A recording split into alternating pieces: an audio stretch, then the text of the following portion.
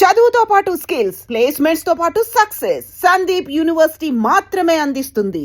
Hello everyone, మీరు చూస్తుంది I dream. నేను మీ కీర్తి. నాతో పాటు motivational speaker and language trainer Vijay బంగారు గారు ఉన్నారు. నమస్తే మా. కీర్తి, బాగున్నారా? ఎస్ మా జనరల్గా నేను ఒక టాపిక్ డిస్కస్ చేయాలనుకుంటున్నాను మీతో. అమ్మాయిలు ఈజీగా అబ్బాయిలకి పడిపోతున్నారా, లేదంటే అసలు ఏం జరుగుతుందో నాకు అర్థం కావట్లేదు. ఈ డార్క్ వెబ్ అనేది ఒకటి స్టార్ట్ అయిన తర్వాత చాలామంది అమ్మాయిలు ఈ ఊబిలో చిక్కుకొని చాలా తక్కువ మంది వెనక్కి రావడం, ముందడుగేసి ఒకరిని చూసి ఒకరు ఇప్పుడిప్పుడే బయటకు వస్తున్నారని ఒక విధంగా చెప్పుకోవచ్చు. రీసెంట్గా ఇక్కడ మన బాచుపల్లిలో ఇష్యూ చూస్తే కాలేజ్ అమ్మాయిని ట్రేస్ చేసి ఇన్స్టాలో పరిచయమైన 2 రోజులకే, నాకు నచ్చని విషయం అక్కడే, పరిచయమైన 2 రోజులకే తన లవ్ ప్రపోజ్ చేయడం, కలవడం, ఇక అదంతా స్టోరీ మీరు చెప్తేనే బాగుంటుంది. నాకన్నా తిరిగి సూసైడ్ చేసుకుంది అని కాలేజ్ నుంచి ఇన్ఫర్మేషన్ వచ్చిన తర్వాత పేరెంట్స్ రావడం, ఈ హిస్టరీ అంతా వెలుగు రావడం వచ్చింది. అసలు ఎందుకు ఇంత ఫాస్ట్గా ఇవన్నీ జరిగిపోతున్నాయి? Fast in the sense 2 years time పట్టింది అనుకోండి, బట్ ఆ 2 yearsగా హరాస్మెంట్కి అమ్మాయి గురి అవుతూనే ఉంది. మీరు అన్నది అంటే మనకు తెలిసింది ఒకటే విషయం కీర్తి, ఏది ఓన్లీ ఆ అమ్మాయి ఇది వెలికి వచ్చింది కాబట్టి అంతే. సో మనకు తెలియనివి క్షణక్షణం ఇప్పుడు మన ఇద్దరం మాట్లాడుకుంటున్న స్టూడియోలో మాట్లాడుకుంటున్న టైంలో కూడా ఇంకొకటి జరుగుతుంది. సో అంటే అమ్మాయిలు ఎలా అయిపోతున్నారంటే, మరి ముఖ్యంగా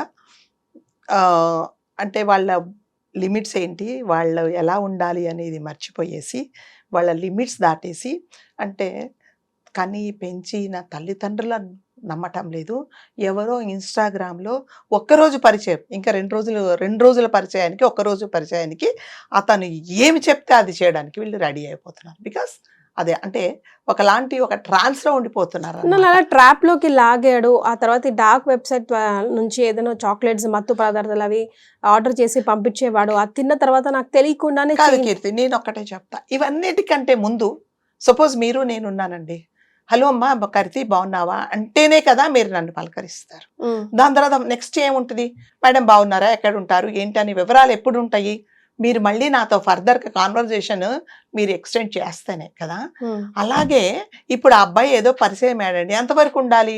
ఇప్పుడు అతను హలో అంటే హలో వరకు ఉండాలి. వీళ్ళ పరిచయాలు ఎలా పెరిగిపోయినా 2 రోజులకి ఎవరైనా ప్రపోజ్ చేయడమే కాకుండా అతనితో ఎంత చనువు అంటే ఒంటరిగా ఆమె ఉండడానికి కూడా వెనుకాడనటువంటి ముందంజ వేసింది అనమాట.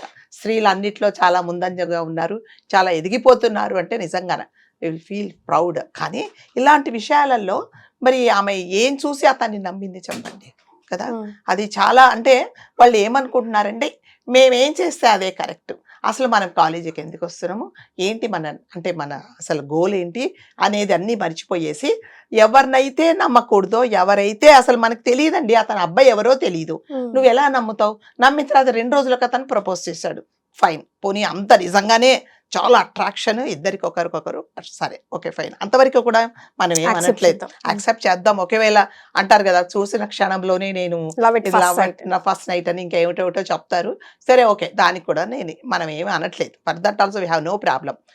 దాని తర్వాత ఏం చేశాడంటే అతను, అంటే ఎప్పుడైనా కీర్తి, ఎవరైనా ఒక మనిషి ఒక అబ్బాయి ఒక అమ్మాయిని ఇష్టపడుతున్నాడు అంటే ఫిజికల్గా ఇష్టపడటమా, లేకపోతే మనస్ఫూర్తిగా మనసుతో ప్రేమిస్తున్నావు అనేది కూడా చాలా ఇంపార్టెంట్ కదా. ఎవరైతే చూడండి, నా కుర్రోడు సరే ప్రపోజ్ చేశాడు, ప్రపోజ్ చేయడం అంటే ఏంటి, నీతో పాటు నేను కలగాలం, నువ్వు ఉండేంత దాకా మరిద్దరం కలిసి ఉంటాము అనేదే కదా ప్రపోజల్ అంటే.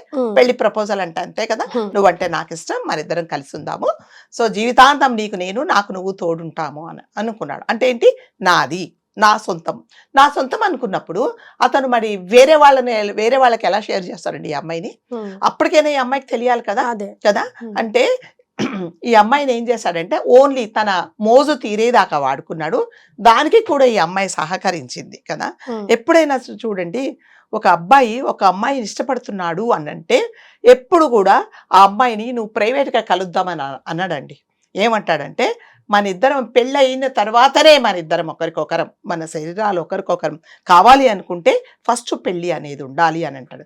ఎప్పుడైతే నిన్ను శారీరకంగా తను కోరుకున్నాడో అది తప్పనే కదా అర్థం. అది నాకు ముందు తెలియలేదు, ఒకరికొకరిని దగ్గర అవ్వాలంటే ఫిజికల్ రిలేషన్షిప్ ఉండాలి కదా అని నన్ను నమ్మించాడు, చాక్లెట్ ఏదో ఇచ్చాడు, ఆ తర్వాత నేను 1 గంట సేపు 2 గంటల వరకు మెలుకోయేదా.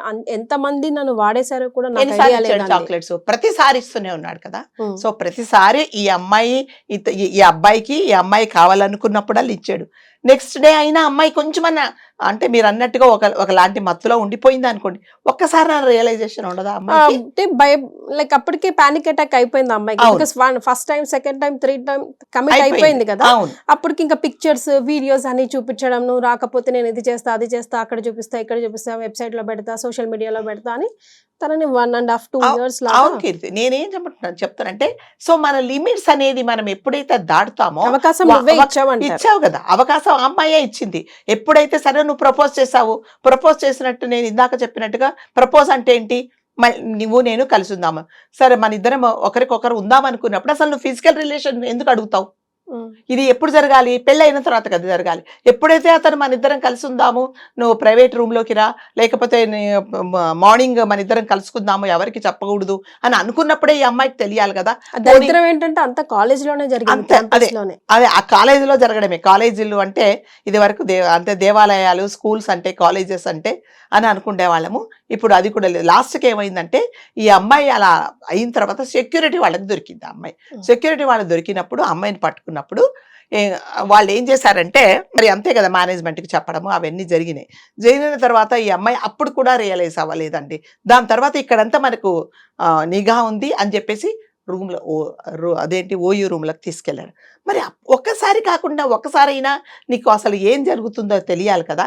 సరే అంతవరకు పోని, అతడు ఏదో ఇష్టపడ్డాడు, మీ ఇద్దరు ఒకరికొకరు ఇష్టపడ్డారు, సరే శారీరకంగా ఒకరయ్యారు. మరి రెండో వాడికి నేను షేర్ చేస్తున్నప్పుడు నీకు తెలియాలి కదా. సో ఎప్పుడైనా సరే నాది అనుకుంటానమ్మా, నాది అనుకున్నది నేను వేరే వాళ్ళకి ఎలా షేర్ చేస్తాను? అంటే రియలైజ్ అయ్యి ఉంటది madam, but panic attack, like అదే మీరు అన్నట్టుగా బ్లాక్ మెయిల్ చేస్తా ఉన్నాడు కదా, అదే. వీడియోస్ చూపిస్తాను, పెడతాను, అక్కడ పెడతాను, ఇక్కడ పెడతాను అనేసరికి ఇంకా వీడు సరైనోడు కాదు, నేను మోసపోయానని తనకు అర్థం అయ్యింది. But he has no other options, బయటకు వచ్చి చెప్పుకోలేకపోయింది. ఫ్రెండ్స్ తోనో, లేకపోతే ఫ్యాకల్టీతోనో, లేకపోతే అట్లీస్ట్ పేరెంట్స్ తోనో చెప్పుకోలేకపోయింది. మరి అతనికి షేర్ చేసినప్పుడు కూడా ఈ అమ్మాయి ఏమనుకుంటుందంటే అదే మీరు అన్నట్టుగా బ్లాక్ మెయిల్ చేస్తాడు, అది చేస్తాను ఇది చేస్తానని చెప్పేసి. సో వీటన్నిటికి ఏంటి, వీటన్నిటికీ మీరు చెప్పండి, వీటన్నిటికి కారణం ఏంటి? మన లిమిట్స్ దాటడమే. ఎవరినైనా సరే నీ లిమిట్స్ ఇవి, నా లిమిట్స్ ఇవి, నువ్వు నా లిమిట్స్లోకి రాకు, నేను దాటను అని ఎప్పుడైనా సరే అంటే నేను ఈ అమ్మాయిది మనం వీఆర్ టేకింగ్ వన్ ఎగ్జాంపుల్. అమ్మాయిలు ఎప్పుడైనా సరే కీర్తి ఒక లైన్ అనేది మీరు డ్రా చేసుకోవాలి, ఆ లైన్లోనే ఉండాలి. మీకు ఎంత కష్టమైనా సరే ఆ లైన్ మీరు దాటినప్పుడు ఇలాంటివే జరుగుతాయి జీవితంలో. సో ప్రతి ఒక్క అమ్మాయి ఎవరైనా సరే నేను ఇంతే, నేను ఇలాగే ఉంటాను, నీ లిమిట్స్ ఇవే, నీకు ఏదైనా నిజంగా నాతో అంటే జీవితాంతం నాతో నువ్వు ట్రావెల్ చేయాలనుకున్నప్పుడు ఇది సరైన పద్ధతి కాదు అనే విధంగా ఆడపిల్లలు ట్రై చేయాలి. మగపిల్లలతో ఆడపిల్లలు ఎలా ఉండాలంటే కీర్తి, అంటే నేను చెప్తున్నా అంటే ఫ్రీగా ఉండండి, వాళ్ళతో పాటు మీరు సినిమాలకు వెళ్ళండి, షికార్లకు వెళ్ళండి, ఏమైనా సరే షేర్ చేసుకోండి. కానీ ఒక అమ్మాయిని చూసినప్పుడు ఈ అమ్మాయితో మనం ఈ లిమిట్స్లోనే ఉండాలి, ఈ లిమిట్స్ దాటితే ఈమె పెద్ద పులై మనం రక్కేస్తుంది అనేలాగా మీరు ఎప్పుడైతే మీరు లైన్ డ్రా చేసుకుంటారో, ఎవరు ఏమంటారు అబ్బాయిలు అంటారు దాని జోలికి వెళ్ళకురా బాబు, అది రాక్షసి మీద పడిపోతుంది అన్న కూడా మనకి అది ఫైనల్ గా ఇప్పుడు తను ఇచ్చే మెసేజ్ కూడా అందరికి అదే. మీడియా ముందుకు రావడానికి కూడా కారణం అదే, నాలాగా ఎవరు ఇబ్బంది పడకూడదు, ఎవరికి హక్కు లేదు మన ఇష్టం లేకుండా మన శరీరం పైన ముట్టుకోవడానికి, చెయ్యడానికి అని చెప్పి. అదే లాస్ట్ ఫైనల్ గా ఈ అమ్మాయి పాపం రియలైజ్ అంతా డ్యామేజ్ అయిపోయిన తర్వాత లాస్ట్ సూసైడ్ చేసుకుందాము అనుకున్నప్పుడు తల్లిదండ్రులకు చెప్పినప్పుడు నిజంగా తల్లికి ఏం తెలుసు చెప్పండి? కాలేజ్కి వెళ్తుంది, చదువుకుంటుంది, నా కూతురికి మంచి భవిష్యత్తు ఉంటుంది. కానీ hats off to their parents అండి, వాళ్ళ ఫ్యామిలీ వాళ్ళు కూడా, బికాస్ ఓన్లీ వాళ్ళ వల్లనే తను ఇప్పుడు ఈ ట్రామా నుంచి బయటికి రాగలుగుతుంది మెల్లమెల్లగా. అమ్మ తన ఒక్కొక్క మాట చెప్తుంటే వినలేకపోయిందంట విజయమ్మ, వినలేక వద్దురా నాకు ఒక్కసారి ఇన్ని చెప్పకో, మెల్లమెల్లగా చెప్పు, బట్ వినలేను, ఫ్యామిలీ అంతా నీతో ఉన్నాము, మనం కేసు వేద్దాం, గ్రేట్ సపోర్ట్ కదా. గ్రేట్. ఇంకా కొంతమంది పేరెంట్స్ లిమిట్స్ అయితే నీకు అసలు బుద్ధి లేదా, నువ్వేం చేసావు, అది చేసావు, మాకు ఎందుకు చెప్పలేదు, ఇలా అనకుండా సరే నువ్వు జీవితంలో అయిపోయింది, మేము నీకున్నాం, నువ్వు ఎటువంటి వేరే స్టెప్ తీసుకోకు, ప్రతి నేను always will be with you అని వాళ్ళు సపోర్ట్ చేసినందుకే ఇవాళ అమ్మాయి బయటకు వచ్చింది. కాబట్టి ప్రతి ఒక్క అమ్మాయికి అయితే నేను ఒకటే చెప్తా, మీ లిమిట్స్ ఏంటో మగపిల్లలకు చెప్పేలాగా మీరు బిహేవ్ చేయండి. లేకపోతే ఈ అమ్మాయి ఇట్లాంటి అమ్మాయిలు ఎంతమందో ఉంటారు అంటే మనకి వాళ్ళు తెలిసింది కాబట్టి వాళ్ళు ఇది మాట్లాడుకుంటున్నాము. ఎంతో మంది హాస్టల్స్కి వస్తారు కీర్తి, పాపం తల్లిదండ్రులు ఎంతో కష్టపడేసి తినక వాళ్ళు ఉన్న ఆస్తులు అమ్మేసుకొని మా పిల్లలు ఇక్కడ బాగుంటారు అంటే ఇక్కడికి వచ్చిన తర్వాత వీళ్ళు ఏమవుతారంటే వీళ్ళకి ఒక కంట్రోల్ అనేది ఉండదు. ఎక్కడో అంటే స్కూళ్ళల్లో కాలేజీలలో చదివేసి ఒక చిన్న ఊర్లలో వాళ్ళకి ఒక లిమిటేషన్ ఉంటుంది కదా, పొద్దునే కాలేజీకి వెళ్ళాలి, ఈవినింగ్ రావాలి, అమ్మ దగ్గరికి వెళ్ళాలి, పేరెంట్స్ దగ్గర ఉండాలి అనేది ఉంటుంది. కానీ ఇక్కడికి వచ్చేటప్పుడు కదా వీళ్ళకి ఒక స్వతంత్రులాగా అయిపోతారు. ఎక్కువ హాస్టల్స్లో ఉంటే వార్డెన్ ఏం చేస్తుంది, మీరు కరెక్ట్గా నాకు నెలకు ఫీజు కట్టారా లేదా అనేది చూస్తుంది తప్ప మిగతా అవన్నీ చూడు. సో మీ సెల్ఫ్ డిసిప్లిన్ ఎవరికైనా, ప్రతి ఒక్క ఆడపిల్లకు సెల్ఫ్ డిసిప్లిన్ లేకపోతే ఇలాంటివి జరుగుతాయి. నేనేం చేస్తున్నాను, ఈ పని చేసినందువల్ల నాకు జీవితంలో నష్టం జరుగుతుందా, నేనేమైనా కోల్పోతానా, అంటే మీరు చూడండి పరువు మర్యాద తల్లిదండ్రులు అవన్నీ వదిలేండి, ఫస్ట్ సఫర్ అయ్యేది మీరే. ఫస్ట్ సఫర్ అయ్యేది ఎవరంటే ఇమీడియట్ ఎఫెక్ట్ అయ్యేది నీ శరీరమే, నీ మనసే, నీ గోతిని నువ్వే తవ్వుకుంటున్నావు. కాబట్టి ప్రతి ఒక్క ఆడపిల్ల ఎలా ఉండాలి అంటే లిమిట్స్ ఏంటి, నేను దేనికోసం వచ్చాను ఇక్కడికి, నా పర్పస్ ఏంటి అనేది ఉండాలి. ప్రతి ఒక్క మగపిల్లలకు కూడా నిజంగానే ఈ అమ్మాయి అన్నిట్లో బాగానే ఉంటుందిరా బాబోయ్, మనం లిమిట్స్ దాటితే మనం చంపేస్తుంది అనేలాగా భయం పుట్టేలాగా ఎవరైనా ఉంటే మాత్రం ఇలాంటివి జరగవండి. లేకపోతే ఇలాంటివి జరుగుతుంది, ఎంతమందో ఊర్లలో నుంచి వచ్చి హాస్టల్స్లో ఉండి ఇట్లాంటివి చేసేసి లాస్ట్కి ఏం చేయాలో తెలియక, ఆ పిల్లలు ఏమైపోయారో తెలియక తల్లిదండ్రులు గుండెలు బాదుకొని, ఇదిగో మీ అమ్మాయి లేదు ఇక్కడ అంటే తల్లిదండ్రులు ఏం చేస్తారు, తిరిగి ఒక హాస్టల్లో చేరుస్తారు. వీళ్ళు వెళ్ళిపోయిన తర్వాత వీళ్ళ ఇష్టం వచ్చినట్టు ఇంకొక హాస్టల్ ఎత్తుక్కొని తల్లిదండ్రులకు పిల్లలు ఏ హాస్టల్లో ఉన్నారు కూడా తెలియకుండా వాళ్ళని డార్కులో పెట్టేసి, ఫోన్ చేస్తే కూడా నేను బిజీగా ఉన్నానని చెప్పేసి లాస్ట్కు చివరికి ఎవరితోనూ వెళ్ళిపోయి వాడి అవసరాలు తీర్చుకొని 10 మందికి పనిచేసి దాన్ని చంపేసినప్పుడు కూడా పాపం తల్లిదండ్రులకు చెప్తే వాళ్ళు బోరుమని ఏడుస్తారు. అంటే వాళ్ళకి తెలియదు కదా ఏమైందో తెలియదు. ఏమ్మా మీకు తెలియదా అని అడిగితే నాకు తెలియదు నాన్న, నాకు మా హాస్టల్లో పలానా హాస్టల్లో చేర్పించారనేసి గుండెలు బద్దలయ్యేలాగా ఏడుస్తున్నారు. కాబట్టి దయచేసి ప్రతి ఒక్క ఆడపిల్ల నా పర్పస్ ఏంటి, నేను ఎందుకు వచ్చాను, మళ్ళీ చెప్తున్నా, ఈ పరువు మర్యాద, మీ అమ్మగారు చనిపోతారు, మీ నాన్నగారు పోతారు, ఇవన్నీ కాదు. ఫస్ట్ ఇమీడియట్ ఎఫెక్ట్ అయ్యేది మీరు.